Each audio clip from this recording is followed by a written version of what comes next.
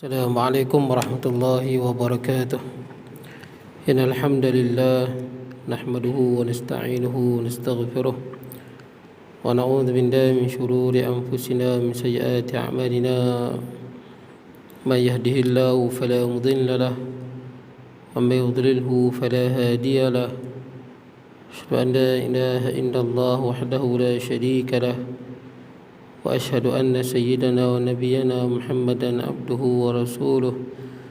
اللهم صل وسلم وبارك على سيدنا محمد وعلى آله وأصحابه أجمعين. سبحانك لا علم لنا إلا ما علمتنا إنك أنت العليم الحكيم. رب اشرح لي صدري ويسر لي أمري واحلل عقدة من لساني يفقه قولي. اللهم لا سهل إلا ما جعلته سهلا وأنت تجعل الحزن والصعب إذا شئت سهلا. ولا حول ولا قوة إلا بالله العلي العظيم. أما بعد. Hadirin jemaah yang dirahmati Allah, alhamdulillah pada malam ni kita dapat bertemu. Tuan-tuan semua sihat? Alhamdulillah. Baik, imam muda tak ada malam ni, no? Baik. Baik, jadi tuan-tuan kita berhenti di mana? 112 di mana? Nombor 5 kan? Yang nombor 5 kan? Baik, jadi kita tengok yang kelima. Nombor 5 kan? Baik, 112 Jawi 112 112 nombor 5. Baik, qala musannifu hafizahullahu ta'ala wa nafa'ana bi ulumi fid darain. Baik, kata pengarang. Kita di bawah tajuk besar kita adalah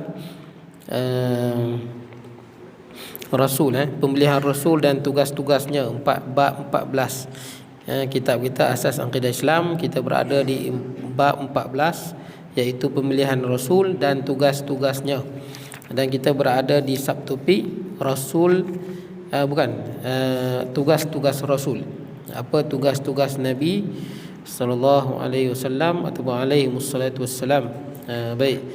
Jadi antara yang kita dah sebut, pertamanya adalah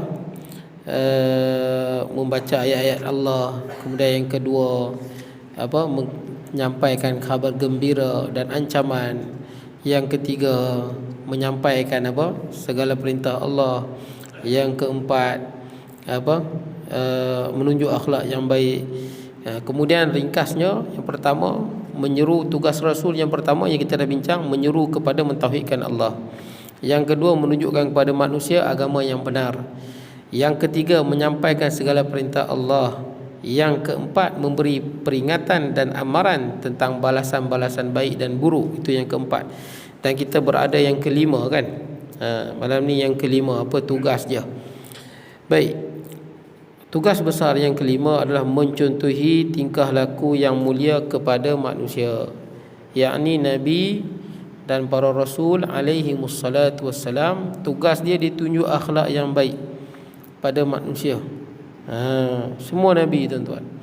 Dan kita pun baca di dalam hadis Nabi SAW, di mana Rasulullah sebut, innama bu'ithu liutammima makarimal akhlaq. Selalu kita dengar hadis ni, saya ingat tuan-tuan pun selalu dengar, ustaz pun selalu baca. Makna dia, hanya sahaja aku diutuskan untuk menyempurnakan akhlak yang baik. Makna dia antara tujuan utama Nabi diutuskan ni, nak bagi elok akhlak. Akhlak tu nak bagi elok. Makna dia, kita kalau nak jadi orang yang paling sempurna iman, akhlak tu kena elok. Sebab itu antara mesej pertama yang Nabi sebut, aku ni diutuskan nak bagi elok akhlak manusia. Dengan semayang, dengan solat, dengan berzikir, dengan puasa, ini semua nak didik kita supaya kita jadi akhlak yang baik. Di dalam Al-Quran surah Nun, Allah bagi tahu pada kita. Nak contoh ni, contoh akhlak Nabi SAW, yang mana dalam Quran sebut, wa innaka la'ala khuluqin azim. Dan sesungguhnya kamu wahai Muhammad berada pada akhlak yang tinggi. Jadi Nabi ni manusia yang paling tinggi akhlaknya. Jadi kita nak faham akhlak yang baik ni apa, tuan-tuan? Apa itu akhlak yang baik? Nabi-nabi datang ni nak tunjuk pada manusia akhlak yang baik. Jadi tuan-tuan, banyak tafsiran ulama tentang akhlak yang baik, tapi yang masyhurnya, yang mudahnya, seperti mana yang diriwayatkan oleh Imam At-Tirmizi daripada Abdullah bin Mubarak. Abdullah bin Mubarak ni ulama tabi'in. Jadi Abdullah bin Mubarak ni dia bagi pandangan tentang akhlak yang baik. Apa itu akhlak yang baik? Ada 3, tuan-tuan. Kalau ada kat tuan-tuan 3 ni, tuan-tuan akhlak yang baik. Kata Abdullah bin Mubarak, akhlak yang baik ni, kita kata akhlak yang baik, keindahan akhlak, budi pekerti. Kata Abdullah bin Mubarak dan kata ramai lagi ulama, disebut akhlak yang baik ni yang pertama, talaqatul wajah. Talaqatul wajah, ataupun bastul wajah, makna samalah. Talaqatul wajah, makna dia apa? Muka kita ni muka yang ceria, muka yang orang tengok orang senang. Itu termasuk akhlak yang baik. Jangan silap. Ada setengah orang, tuan-tuan, walaupun dia tak kira lah kita panggil dia ustaz ke, bukan ustaz ke, orang yang main masjid ke, orang yang tak main masjid ke. Ada setengah orang, tuan-tuan, kadang-kadang tengok macam beragama, tapi bila kita tengok muka dia, kita pun rasa seram tengok muka dia. Muka kita tengok, macam mana muka ni? Akhlak yang baik, muka tu kena muka yang ceria. Malah Nabi sebut dalam hadis yang lain, la tahqiranna minal ma'rufi syai'an walau an talqa akhaka biwajhin taliq. Janganlah memperkecilkan apa-apa kebaikan, sekalipun kebaikan kita tu, kita jumpa kawan kita, muka kita ceria, muka kita lapang, tuan-tuan. Itu akhlak yang baik. Jumpa siapa-siapa, muka kita ceria, lapang, orang tengok senang hati. Walaupun kita baru kat rumah tadi bergaduh dengan bini kita teruk bertengkar, jangan bawa pertengkaran tu kat luar, tuan-tuan. Pertengkaran tu habis kat rumah. Ataupun kita kat tempat kerja bergaduh dengan bos ke, bergaduh dengan kawan-kawan, jangan balik rumah muka pun muka jebon, tuan-tuan. Isteri tengok pun, bang kenapa ni bang? Isteri tak tahu apa kena marah. Jangan duk tanya. Marah kat pejabat, biar kat pejabat lah. Betul tak kan? Tinggal kat pejabat. Ni kita balik kat rumah, isteri dengan anak-anak itulah tempat kita nak tenangkan hati, lapangkan hati, lupa balik masalah. Betul tak? Ni kita tak hak yang pejabat buat main rumah, hak buat main rumah kita bawa ke pejabat. Haru jadi, tuan-tuan. Itu yang muka duk masam don ni, tuan-tuan. Orang tengok masam ni, tuan-tuan.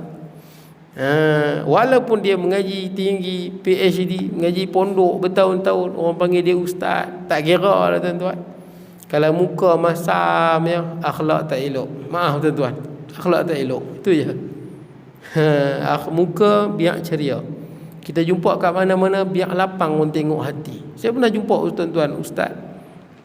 Saya pernah jumpa ustaz yang mana orang panggil dia bagus. Ada sampai ada setengah orang panggil dia ustaz, setengah orang panggil dia tok guru, tuan guru, tuan-tuan. Tapi kalau salam dengan orang, muka orang tak tengok. Muka tak tengok. Bagi saya tak layak panggil ustaz pun. Tak ada akhlak, tuan-tuan. Tak kira dia mengaji di Al-Azhar 10 tahun pun. Tu bukan akhlak. Tu bukan akhlak Islam. Tu bukan akhlak Islam. Salam, muka orang tak tengok, senyum pun tak, muka orang pun tak tengok. Yang ni kalau semayang tiap malam 1000 rakaat pun, maaflah tuan-tuan, akhlak tak elok, tuan-tuan. Nanti kita sebut, tuan-tuan, kelebihan akhlak yang baik ni. Yang pertama, kita perbaiki diri kita. Kita jumpa kawan-kawan kita ke, nombor 1, tuan-tuan, dengan isteri, dengan anak-anak, tuan-tuan. Kita sebut dalam hadis nanti, tuan-tuan. Ada hadis sebut, yang mana Nabi sebut, akmalul mu'minina imana ahsanuhum khuluqa. Hadis riwayat Imam Tirmizi. Makna dia apa? Orang yang beriman yang paling sempurna iman dia. Orang beriman yang paling sempurna imannya, yang paling baik akhlak dia. Saya dah sebut tadi ya. Nombor 1 baik akhlak, muka ni ceria. Seronok orang tengok, lapang orang tengok. Kat mana-mana kita jumpa senang. Dan dalam hadis ni sebut, orang beriman yang paling sempurna iman dia, yang paling baik akhlak dia. Mengaji di Mesir, mengaji di pondok berpuluh tahun, muka masam ya. Tak apa sempurna iman lah tuan-tuan. Jadi tuan-tuan, orang yang paling sempurna iman adalah orang yang paling baik akhlak dia. Hadis riwayat Imam Tirmizi. Kemudian wa khiyarukum li nisaihim. Dan sebaik-baik orang beriman ni, sebaik-baik kamu semua orang beriman ni adalah yang paling baik dengan isteri dia. Kenapa isteri tuan-tuan? Pasal isteri ni kalau kita garang dengan dia, orang bukan tahu pun. Betul tak? Kalau orang boleh baik dengan bini dia, insya-Allah dengan orang lain dia boleh baik. Tapi ada orang dengan isteri takut, punya takut. Dengan orang lain berani. Ini tak bagus juga tuan-tuan. Ini pun haru juga dengan bini punya takut. Takut sungguh. Dengan orang gangster tuan-tuan. Ada orang dengan kawan-kawan punya takut. Dengan bini gangster nak mampu. Ini semua tak betul tuan-tuan. Tu Nabi sebut, yang terbaik di kalangan kamu ni yang akhlak dia baik dengan bini dia. Ini nasihat untuk diri saya dan tuan-tuan lah. Cek tuan-tuan, bini kita paling tahu kita, termasuk isteri. Isteri ni yang terbaik sekali iman dia, yang paling baik akhlak dia dengan suami dia, bukan dengan mak bapak dia, dengan suami dia. Nombor satu. Kalau isteri kalau dengan suami, garang ke main, betul tak kan? Abang ni, sikit-sikit abang ni angkat suara. Mai tang kawan-kawan, tak apalah. Baik pula dengan kawan-kawan. Tak jadi. Pasal apa? Pasal suami paling kenal isteri kita. Kita tidur dah bertahun-tahun tuan-tuan. Tidur pun selalu bersama tuan-tuan. Tahu semua aib di badan suami ataupun isteri, tahu mana aib dia, mana kekurangan, mana kelebihan, tahu semua. Jadi tuan-tuan, siapa paling baik dengan bini dia ataupun isteri paling baik dengan suami dia, maksud dia isteri ni akhlak paling baik dengan suami dia. Kalau suami ni akhlak dia yang paling baik dengan isteri dia. Pasal isteri ni kalau buat garang, kadang-kadang isteri ni tak cerita pun, senyap ya. Tu dalam hadis yang lain sebut, dalam hadis lain sebut wa altafuhum bi ahli. Sebaik-baik kamu ni yang paling lemah lembut dengan keluarganya. Suami paling lemah lembut dengan isteri dia, dan isteri paling lemah lembut dengan suaminya. Itulah yang paling tinggi imannya, paling sempurna iman tuan-tuan. Ingat, paling sempurna iman, paling baik akhlak dia. Paling baik akhlak dia. Saya sebut, pertama akhlak yang baik, muka ceria tuan-tuan. Syarat pertama kalau tak ada, sukarlah tuan-tuan. Syarat pertama tu, muka kena ceria, senangkan orang tengok muka kita. Hatta tuan-tuan, malah kita cerita mudah lah tuan-tuan. Kalau tuan-tuan pergi bank, tuan-tuan nak berurusan, tengok muka kerani tu masam ya. Masam, tengok tuan-tuan lain macam, tuan-tuan mau naik meluat, betul tak kan? Dia ni pasal apa? Payah nak berurusan, kita pun pasal apa dia ni? Lumrah tuan-tuan. Muka tuan-tuan. Tu dalam sebut talaqatul wajah, bastul wajah, muka biar lapang, orang tengok senang. Nombor satu akhlak yang baik. Kemudian kata Abdullah bin Mubarak, dia sambung lagi, dia kata wabadlun nada. Wabadlun nada maksud dia tebarkan kebaikan, jangan tebarkan keburukan. Maknanya kita dalam hidup ni orang yang menjadi sumber kebaikan bagi manusia, bukan sumber kejahatan. Orang contoh kebaikan pada kita, bukan orang contoh kejahatan pada kita. Tengok, dia pun berani buat lagu ni, buat jahat lah. Dia pun berani buat lagu ni. No, kita tebarkan segala kebaikan. Wabadlul ma'ruf.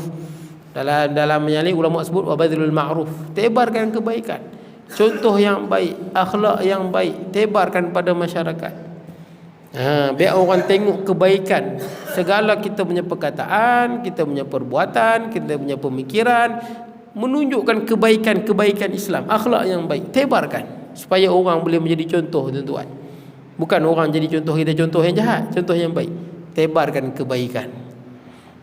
Maksud dia kalau kita buat maksiat ataupun perkara yang buruk terang-terangan, akhlak tak sempurna lagi lah. Akhlak belum sempurna. Itu yang kedua. Yang ketiga, akhlak yang baik adalah yang ni yang paling susah. Nombor 3 ni yang paling susah, sesusah-susahnya. Yang pertama mungkin mudah sikit lah, muka senyum, muka ceria lah tuan-tuan. Bukanlah makna kita duduk seorang-seorang, kita senyum seorang-seorang, nanti orang tengok dah kenapa dia ni. Tengok dia ni betul ke tak betul dia ni, senyum seorang-seorang. Bukan, kita jumpa orang senyum lah tuan-tuan. Baik, jadi tuan-tuan, yang ketiga adalah paling susah, wa kaful adza. Kaful adza ni apa? Bila kita disakiti, kita tahan. Jangan balas perbuatan buruk dengan perbuatan buruk. Yang ni yang susah. Kita pergi rumah adik-beradik kita kenduri 2-3 kali, dia habuk tak main rumah kita. Bermain apa tang apa kali, tak payah pergi rumah dia. Kita balik-balik ya. Banyak cantik rumah dia jauh, kita pergi. Ini rumah kita tak main. Tak boleh. Dah atas situ susah. Atas situ susah. Bila bulan Ramadan hidup berjiran. Sebenarnya isteri lah masak kan. Kita duk masak merata bagi kat jiran tuan-tuan. Bila jiran masak habuk tak bagi kat kita. Kali pertama tak apa, kali dua tak apa, kali ketiga ini dah lebih ni. Tidak kan? Dia mula dah. Tang situ susah tuan-tuan. Taklah salah tuan-tuan tak nak bagi hak tuan-tuan. Tapi akhlak yang baik pergi kat dia, nak bagi tak bagi. Contoh yang lain, kita ada adik-beradik, sepupu ke, sepapat ke, pak saudara ke, mak saudara ke, belah mana pun. Dia sakit, kita duk pergi selalu. Pergi selalu dia sakit. Tidak ziarah saja. Ziarah raya pergi, sakit pergi. Sekali kita sakit, habuk muka dia tak nampak. Macam ni rupanya perangai dia. Tak boleh jadi, hang tunggu. Sekali yang sakit hang tahulah, cik. Nak balai balik. Lumrah tuan-tuan. Perangai kebudak-budakan tu sampai ketua ada tuan-tuan. Betul tak? Kadang-kadang perangai tu main budak-budak. Hang tumbuk muka aku tumbuk muka hang balik. Perangai budak-budak tapi perangai tu sampai ketua bawa tuan-tuan. Hang sakit dulu sampai ke Johor aku pergi. Aku sakit hang tanya pun tak. Apa punya adik-beradik? Balik.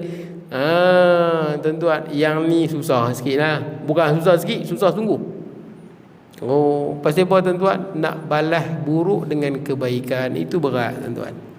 Berat. Sebab tu dalam Quran sebut idfa' billati hiya ahsan. Maksud dia orang buat buruk balas baik. Dia kedekut dengan kita, kita bermurah dengan dia. Dia buruk dengan kita puji dia. Susah tuan-tuan. Susah.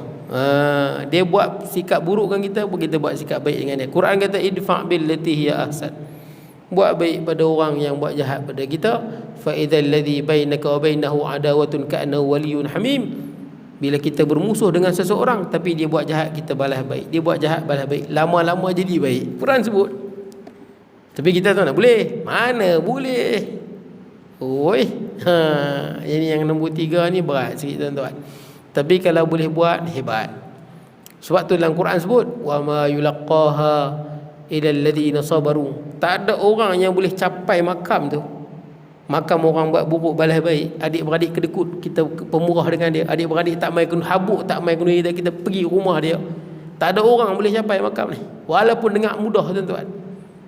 Ilal ladzina sabaru. Yang pertama kena sabar. Sabar banyak. Kena banyak sabar. Wa ma yulaqqaha illa dzu hadzin azim. Saya sebut kat tuan-tuan, nasihat kat saya dulu. Kadang-kadang kita pun fail tuan-tuan. Dan tidak ada orang yang capai makam ni illa dzu hadzin azim, melainkan orang yang mendapat kebaikan yang besar. Dzu hadzin, mendapat imbuhan balasan pahala yang sangat besar. Inilah 3 sifat baik, akhlak baik. Kalau kita boleh ada 3 ni tuan-tuan, hebat tuan-tuan. Hebat. Kalau kita boleh jumpa orang kedekut dengan dia, dia pemurah dengan orang, hebat tuan-tuan. Kalau kita boleh jumpa orang yang adik-beradik dengan dia buat macam-macam kejahatan kat dia, tapi dia tebarkan kebaikan, Allahu Akbar, hebat tuan-tuan, hebat. Kalau kita boleh jumpa adik-beradik yang duk pi ziarah orang, mana-mana adik-beradik pun dia pi, adik-beradik habuk pun tak nampak dia, tapi dia pergi. Ni hebat tuan-tuan. Hebat sehebat-hebatnya. Bukan hebat sikit, hebat sungguh. Dalam hadis yang lain sebut tuan-tuan. Dalam hadis yang lain yang sebut, riwayat Imam Abu Daud, kata Nabi SAW, innal mu'min la yudriku bi husni khuluqihi darajat as-sa'imil qa'im.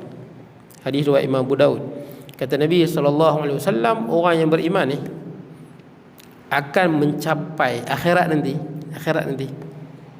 akan mencapai makam orang yang banyak solat sunat dan makam orang yang banyak puasa sunat. Dia tak banyak semayang tahajud, dia tak banyak semayang duha, dia tak banyak semayang sunat, dia tak banyak puasa Isnin Khamis, dia tak banyak puasa apa sunat yang lain. Tapi di akhirat makam dia sama dengan orang banyak semayang, sama dengan orang yang banyak puasa. Pasal apa? Bihusni khuluqih, kerana baiknya akhlak dia. Kalau akhlak dia tu baik, dia capai makam orang yang banyak semayang dan banyak puasa. Kalau dia banyak puasa dan banyak semayang, dia akan naik lagi tinggi ya. Kalau dia jenis tak banyak semayang, tak banyak puasa, tapi disebabkan dia ni kalau jumpa orang muka dia senang orang tengok, hidup dia ni tebarkan kebaikan, bukan tebarkan keburukan. Menjadi contoh pada adik-beradik dan orang ini contoh yang baik, tebarkan kebaikan. Dan dia ni kalau orang buat jahat kat dia, orang pedajai dia, pekena dia, adik-beradik buat macam-macam kat dia, dia balas baik. Oh, yang ni orang yang banyak semayang dengan puasa pun challenge sama tuan-tuan. Walaupun dia tak banyak semayang, tak banyak puasa. Kalau dia banyak semayang, banyak puasa, ni kita sunat tuan-tuan, bukan semayang wajib. Memang wajib dah, tak semayang masuk neraka. Dalam Quran sebut masalakakum fi saqar qalu lam nakum minal musallin. Pasal apa masuk neraka saqar? Dulu tak semayang masuk neraka saqar. Ni cerita ni, darjat tinggi ni, yang banyak tahajud, banyak semayang sunat. Orang yang tak semayang sunat tapi akhlak dia baik, tak banyak puasa sunat, sama tuan-tuan. Tinggi tuan-tuan, akhlak yang baik. Tapi nak capai susah. Kena cek diri kita tuan-tuan. Cek diri kita, dengan isteri kita lagu mana, dengan adik-beradik lagu mana, dengan kawan-kawan lagu mana. Cek balik tuan-tuan.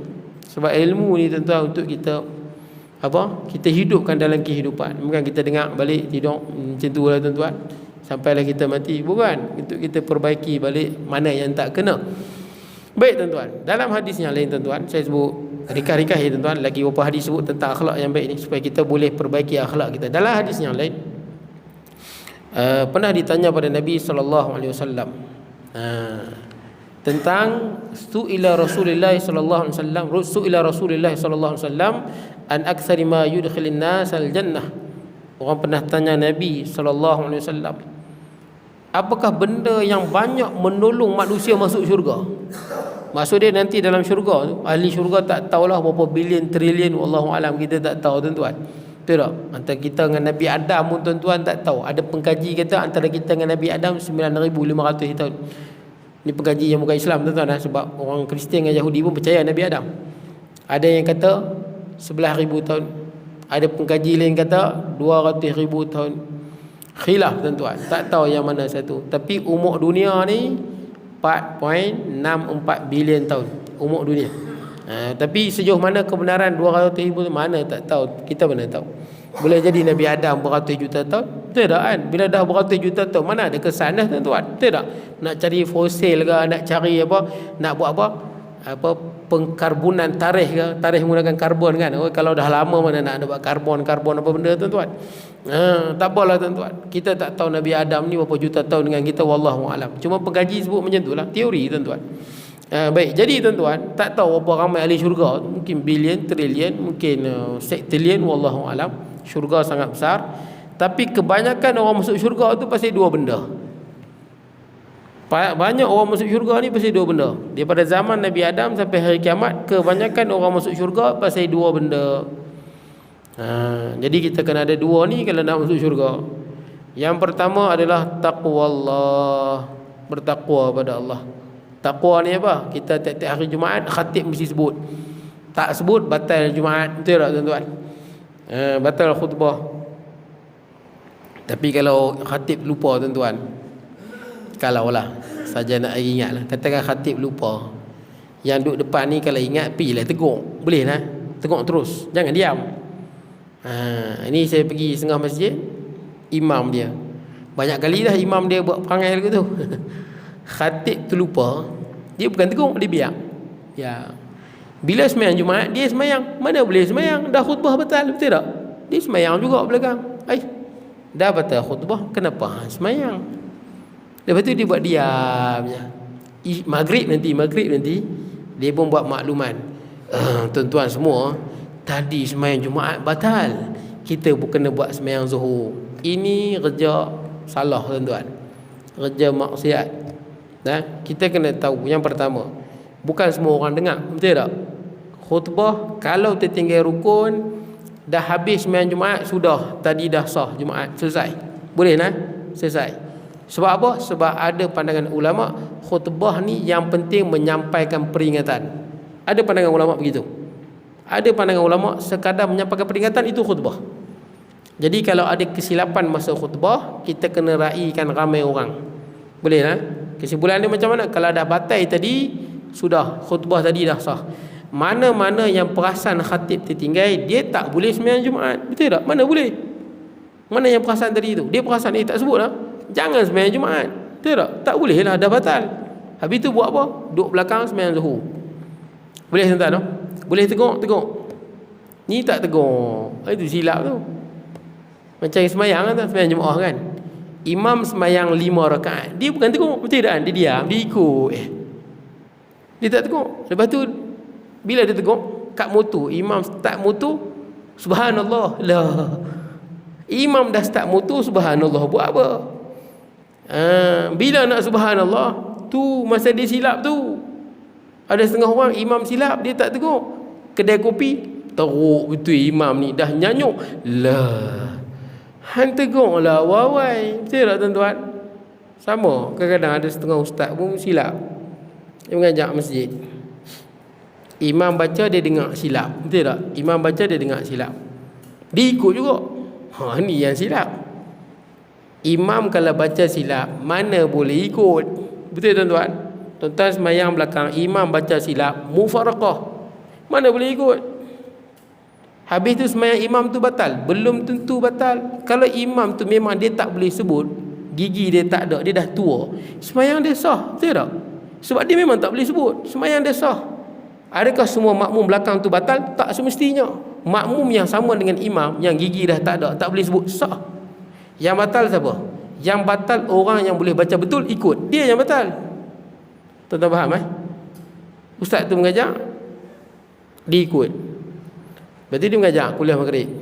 Tiba-tiba imam tu balik. Tuan-tuan semua, tadi sembahyang maghrib batal ya, kita buat lain. La ilaha illallah. Sembahyang tu sah. Makmum yang belakang tu sah, yang macam imam tu sah. Yang batal ustaz tu dan orang yang macam ustaz tu. Tuan-tuan faham maksud saya? Itu hukum fiqh. Kalau ada ustaz kata kita sembahyang lain, memang salah sesalah-salahnya. Itu disebut salah, bukan sikit, salah sesalah-salah. Salah kuasa 10 tuan-tuan. Begitu, tak ada ruang dah tuan-tuan, tak ada khilaf. Salah kuasa 10, itu tuan-tuan. Tak ada ruang nak kata betul. Bukan begitu. Malah kita malukan imam tu. Betul tak? Aib dia. Jadi tuan-tuan sama juga. Ni saya jumpa imam yang buat kerja lagu tu. Ustaz terlupa sebut ittaqullah. Dia bukan teguk, dia buat dia tahu. Relax. Dia duduk kat depan. Lepas tu waktu sembahyang Jumaat, dia sembahyang juga. Lah. Kalau ikut mazhab Syafi'i, khutbah dah batal, mana boleh Jumaat? Betul tak? Mana boleh Jumaat? Dia sembahyang juga. La ilah. Berdosa tuan-tuan? Berdosa tak? Berdosa. Dia berdosa. Dan tuan-tuan percaya tak? Bukan semua jemaah Jumaat tu, bukan semua dengar. Betul tak? Ada orang dia bukan dengar, dia duduk relax, berangai, betul tak kan? Duduk fikir padi dia agak, duduk fikir, dia pun tak perasan. Kadang bukan tak dengar, tapi tak perasan. Jelas bukan tak dengar, tapi tak perasan. Tak perasan. Pasal duduk fikir benda lain. Boleh jadi tertidur, tengah duduk tertidur tuan-tuan. Yang ni tak betul je.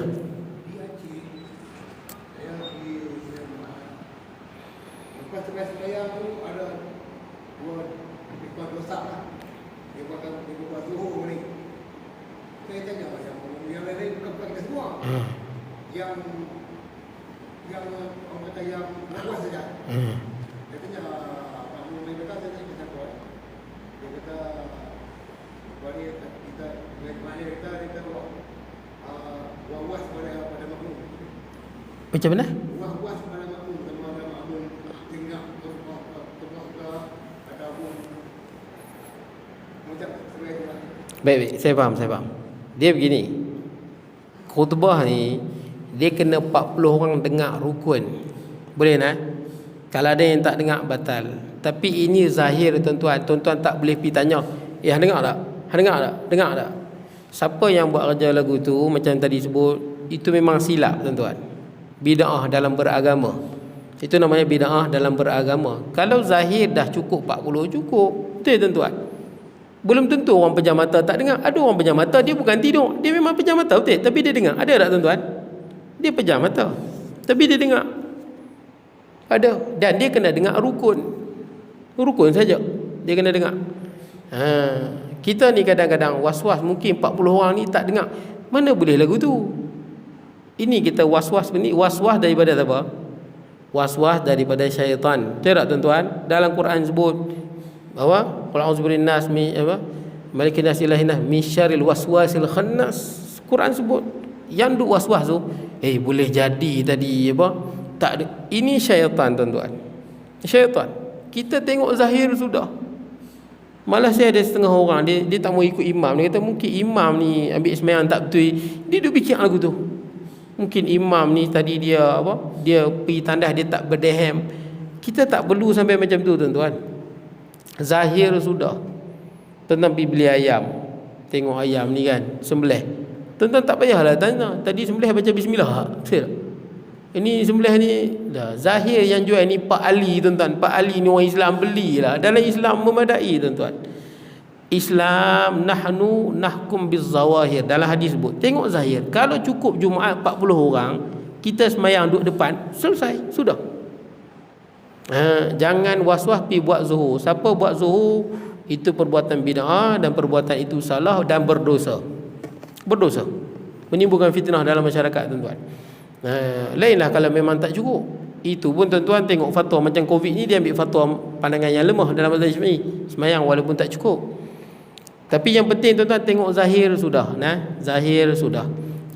Zahir dia okey sudah. Jangan lagi buat zuhur. Tidak ada itu tuan-tuan dalam Islam. Sama juga orang yang was-was masa ambil wuduk, betul tak? Dia dah basuh tangan dah, tapi dia was-was, tak kena ni, betul tak? Dia dah rasa macam was-was, tak kena ni, tak kena. Dia ambil lagi. Tuan-tuan, perbuatan was-was ni perbuatan yang dibenci di dalam agama. Tuan-tuan dah basuh tangan, selesai. Apa nak was-wasnya? Tuan-tuan, saya bagi contoh tuan-tuan. Nak cerita bab was-was ni lah. Dalam hadis sebut innamal a'malu binniyat. Hanya saja amalan ni dengan niat. Makna dia apa? Semua amalan kerja kita pada hidup kita ni semua dengan niat. Tuan-tuan nak pakai baju ada niat tak tuan-tuan? Ada. Mana boleh tuan-tuan tak ada niat? Pasti pakai baju. Ada niat nak pakai baju, ada niat nak pakai kopiah, ada niat. Niat ni apa? Kehendak dan kesedaran. Kehendak dan kesedaran itu niat. Kehendak dan kesedaran itu niat. Tuan-tuan nak naik motor ada niat? Ada niat. Dalam hidup kita ni memang ada niat. Tu kata innamal a'malu binniyat. Segala pekerjaan, ibadah ke bukan ibadah, semua ada niat. Yang tak ada niat ni siapa tuan-tuan? Dia naik motor sedap-sedap sampai Ipoh. Pasal apa sampai ke Ipoh ni? Siapa yang tak ada niat? Sama ada orang gila ataupun orang mabuk tuan-tuan. Betul tak? Dia mabuk ataupun dia gila. Kalau orang normal dia memang ada niat. Ada tak tuan-tuan tengok? Ya. Ya boleh.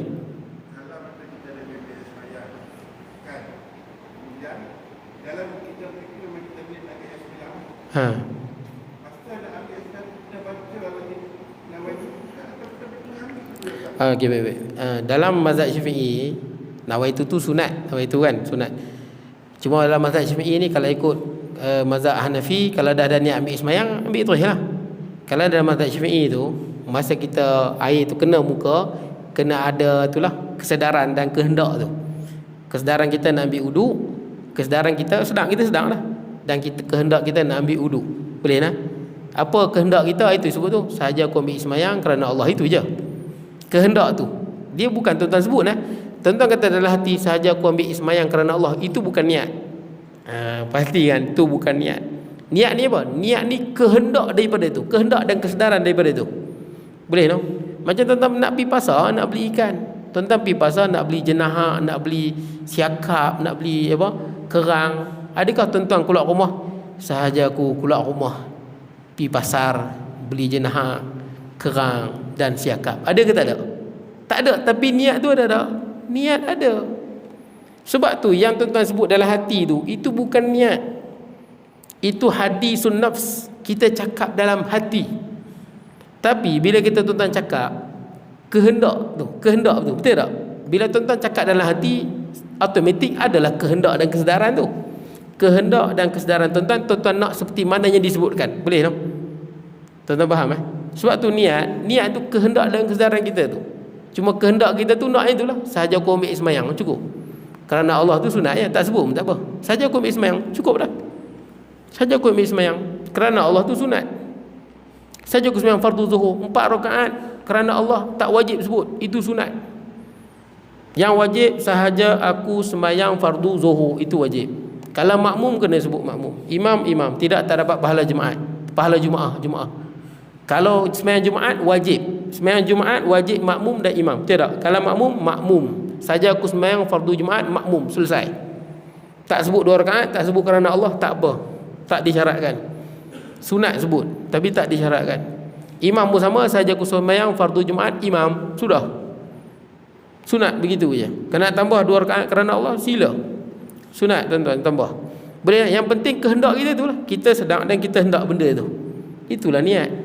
Ada tak tuan-tuan tengok orang pakai baju, dia pakai buka. Pasal apa? Niat tak masuk. Was-was. Ada tuan-tuan macam tu? Pakai baju buka. Oh, kita pun pelik. Keluar rumah.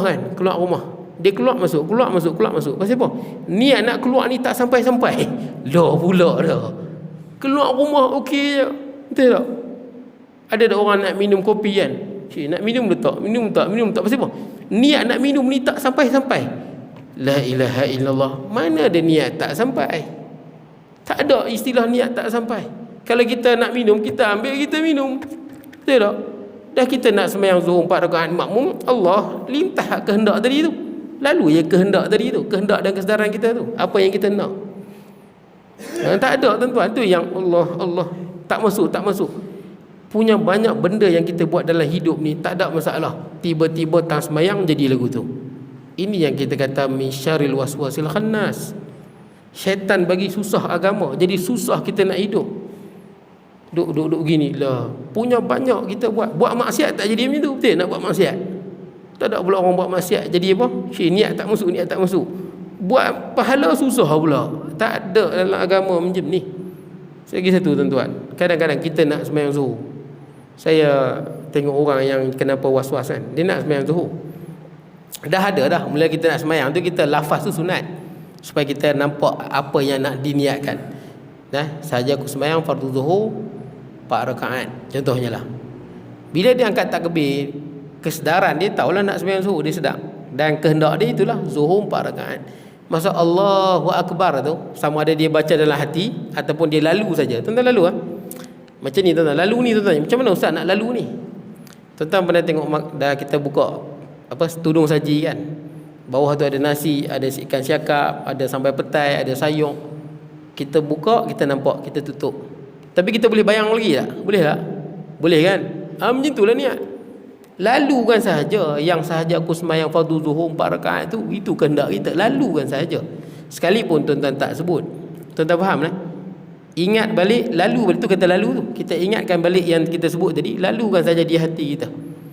Bayangkanlah tuan-tuan, bayang kehendak kita tu, kehendak dan kesedaran kita tu. Tuan-tuan, ada orang masa dia angkat takbir tu, Allahu Akbar. Dah sembahyang okey, niat okey dah.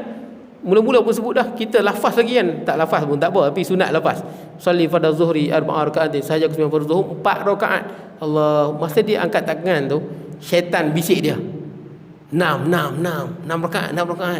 Allah 6 pula dah. Lah, itu bukan niat. Itu lintasan. Itu lintasan tak kira. Boleh tak? Lintasan tak dikira.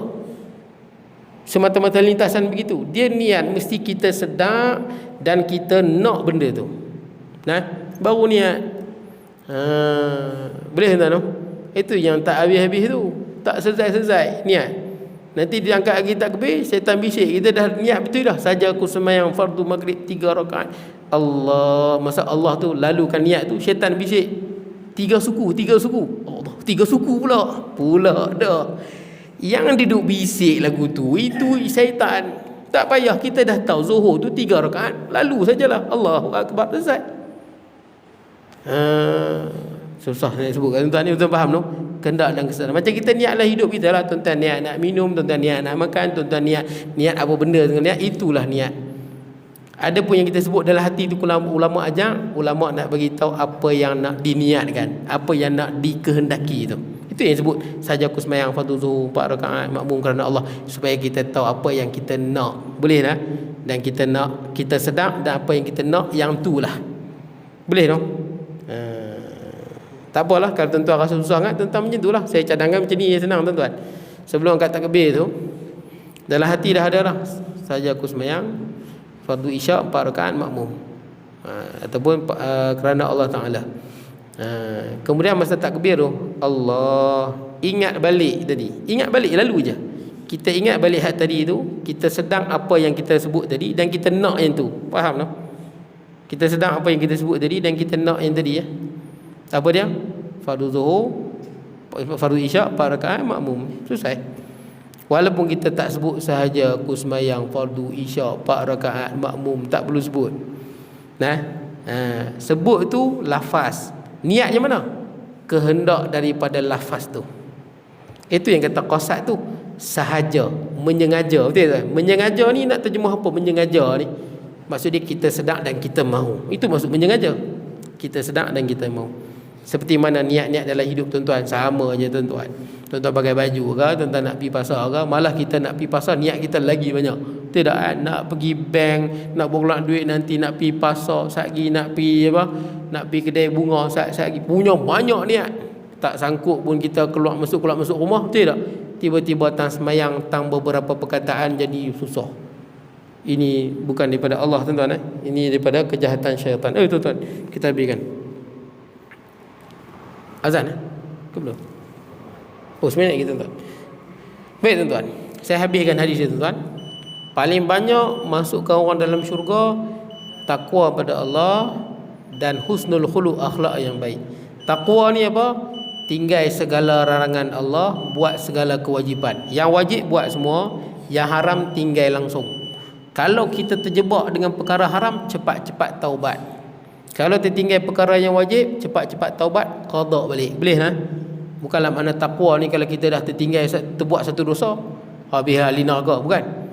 Tinggal segala yang haram, buat segala yang wajib. Kalau terbuat, cepat-cepat taubat. Kalau tertinggal yang wajib, cepat-cepat qada taubat. Boleh lah. Itu takwa. Buat segala yang wajib, tinggal segala yang haram. Akhlak yang baik saya dah sebut. Muka yang baik, muka yang ceria, tebarkan kebaikan, dan tahan diri daripada membalas kejahatan dengan kejahatan. Baik, kemudian ditanya pada, saya habiskan hadis ni, tanya lagi pada Nabi SAW, an aktsari ma yudkhilun nas an-nar, apakah benda yang banyak memasukkan manusia dalam neraka? Jawab Nabi dua juga. Paling banyak orang duduk neraka pada zaman Nabi Adam sampai hari kiamat. Pasal apa orang banyak duduk dalam neraka? Pasal dua, al-fam wal farash, kerana kemaluan, dan kerana mulut dan kemaluan. Pasal mulut ni banyak buat dosa, betul tak? Cakap benda bukan-bukan. Nampak akhlak tak baik tu, betul tak kan? Mulut ni akhlak tak baik Mulut ni cakap benda-benda yang bukan-bukan. Kemudian yang kedua, kerana kemaluan, sama ada lelaki ataupun perempuan. Kemaluan ni maksud dia apa? Maksud dia berzina. Berzina. Kerana penzinaan, kerana nafsu seks. Dan nafsu seks, dia buat benda-benda yang haram, yang dimurkai oleh Allah Azza wa Jal. Itulah sebab banyak orang masuk neraka, pasal tak jaga mulut dan tak jaga kemaluannya. Termasuk juga mulut tuan-tuan, tak jaga makanan yang halal dan haram. Termasuk tuan-tuan, kan mulut kan, kita tak kira rezeki itu main pada halal ke haram, kita main sapu je tuan-tuan. Yang halal pun kita sapu, yang haram pun kita sapu. Kita tak jaga mulut kita daripada makan perkara yang haram. Termasuk juga tak menjaga rezeki yang halal dan haram, makan sapu ikut dan. Baik, jadi tuan-tuan, dalam hadis yang lain sebut, Rasulullah sebut, siapa yang menjamin jaga lidah dia dan jaga kemaluan dia. Nabi sebut, siapa yang jamin dia jaga lidah dia tak mau buat dosa, jaga kemaluan dia tak buat dosa kerana nafsu seks. Tak kira lah tengok benda haram ke, meraba orang ke, dia cabul ke, tak kira apa-apa pun. Dia jaga lidah dan kemaluan dia dan tak makan benda-benda haram, aku jamin dia syurga. Tuan-tuan nak jaminan, dapat jaminan syurga daripada Rasulullah, jaga lidah, jaga kemaluan, jangan makan benda yang halal haram. Yang haram jangan makan, makan yang halal je. Tuan-tuan mendapat jaminan syurga daripada Nabi SAW. Akan datang bawah tuan-tuan, panjang kat tu. Selain daripada itu, Rasulullah ditugaskan. Akan datang 112 bawah kali nah, selain daripada itu. Bismillahirrahmanirrahim. Allahumma ja'al jam'ana hadha jam'an mahruma tafarruqana min ba'di tafarruqan ma'suma wa la taj'al minna syaqiyya wa la mahruman wa la matruda wa sallallahu nabiyina Muhammad wa ala alihi wa sahbihi wa baraka wasallam. Alhamdulillahirabbil alamin.